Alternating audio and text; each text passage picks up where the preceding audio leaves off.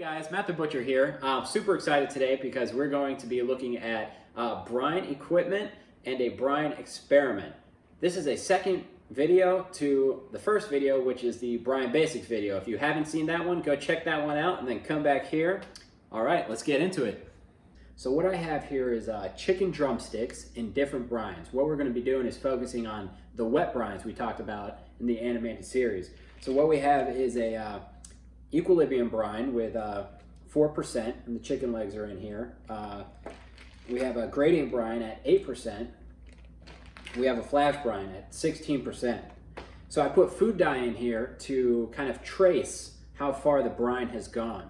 So what we're going to do is we're going to cut into the equilibrium brine chicken leg and the gradient brine chicken leg here, and as they're raw, and we're going to see how far the brine has actually penetrated. And then I also have a kind of like a control, I think that's right, calling it a control, where it's a chicken leg without any salt, but it does have the water and the food dye. So we'll get to see how far the food dye and water mix goes without salt. And then for the yield test, what we're going to do is I have measurements on each one of the chicken legs. We're going to cook them in the oven, and then we're going to reweigh them and see which one lost the least amount of weight.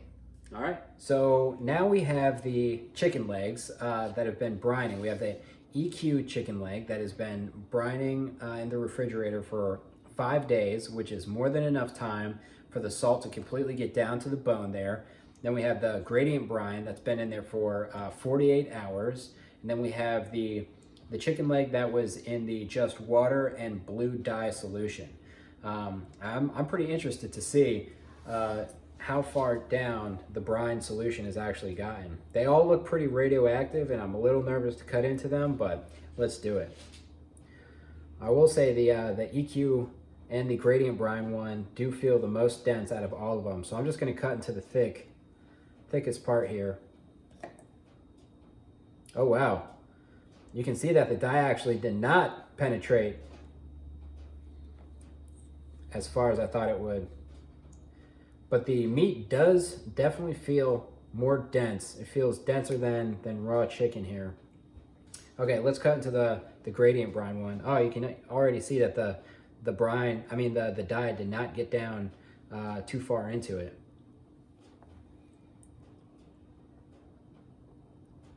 Yep, you can tell. You can definitely tell the meat has picked up some salt. And then let's just check here.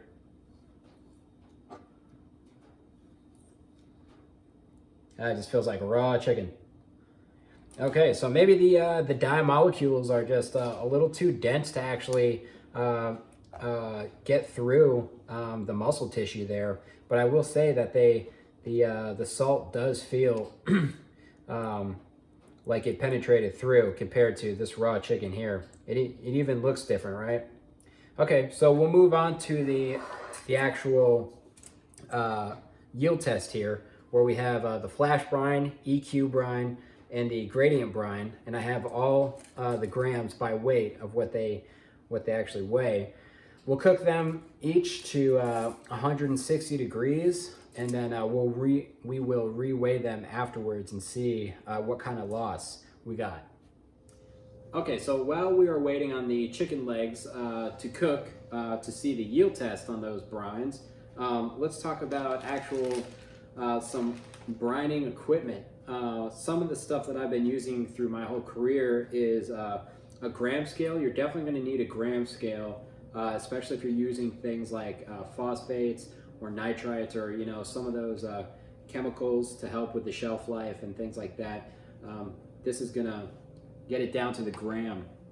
And then if you have things that, if you're weighing out salt basically, or spices that are going to be maybe half a pound or something like that, if you're doing a big batch of brine, you're going to want a scale that can get up to about 10 pounds.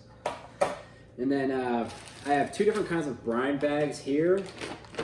Some heavy duty turkey brine bags with a Ziploc at the top here that can basically fit a whole ham or turkey bone in, and you just pour the brine right in there. You also have kind of a 5-gallon roll brine food grade bag. Basically, it's a BPA free bag. That's pretty much what you're looking for, non-scented of course. But these ones come in real handy because you basically put the meat inside the bag here, and you put the brine, and you can just squeeze out all the air, tie it off, and then put it in the refrigerator. What you can also do is do equilibrium dry cures in these. So if you take a piece of meat, salt it up, put it in there. If you don't have a vacuum sealed bag, that's a great substitute. And then last but not least, a brine injector. It comes with 2 needles. This is a 4-ounce pump. There's a bunch out there on the market. This one I always carry with me. You can inject things like chickens, pork shoulder, anything with this little guy. And you have the needle that has like the diffused stem, you know, with the little holes in the end there. And you also have the one with just the solid hole at the end, which is basically good for like thicker, you know, marinades if you're pumping it in. Things that basically wouldn't be able to fit through those little holes there. That would clog it up. But yeah, if you use a brine injector, you're pretty much going to cut all those brine times we talked about in half. So I usually inject all my meat recipes. So I would definitely say get this, get brine bags, and get a scale. And for most charcuterie projects, that's all you need. Okay, so now we are back with the chicken legs. They are out of the oven. They are fully cooked. Each one got up to 165 degrees. So now I weighed them, and we're going to compare them from their raw state to their cooked state, basically. So the first one is the flash brine. It went into the brine at 120 grams, and after it was cooked, it was 99 grams. So that was a 17.5% loss. The next one was the EQ brine. Went in at 125 grams raw into the brine, and after it was cooked, it came out at 116 grams. So that's a 7.2% loss. And then the next one, interestingly enough, was the gradient brine.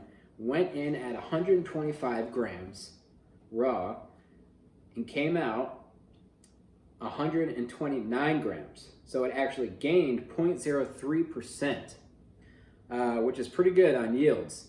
So I would say the EQ brine and the gradient brine did really well on the yield test. As you can see, the flash brine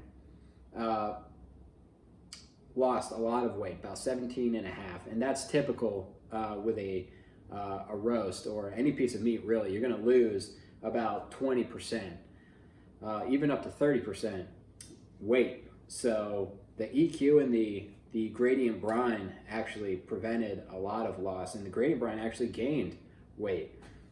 So that's pretty interesting. I would like to do this with this yield test again with like a injected brine and see what happens with that. Either way, guys, tell me what you think in the comments below. Thank you so much for joining me and talking about brines, and tell me what you think. Please subscribe, and see you next time.